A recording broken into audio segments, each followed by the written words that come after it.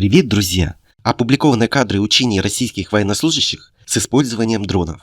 Солдаты снаряжают дроны боеприпасами и проводят учебные бомбометания.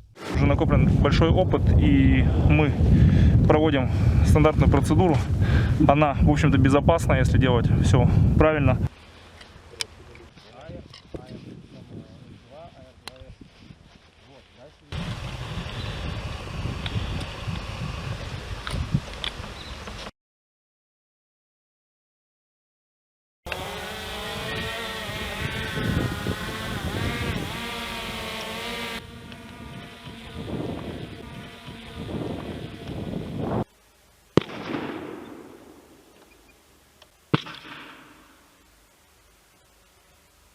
И делаем следующее действие.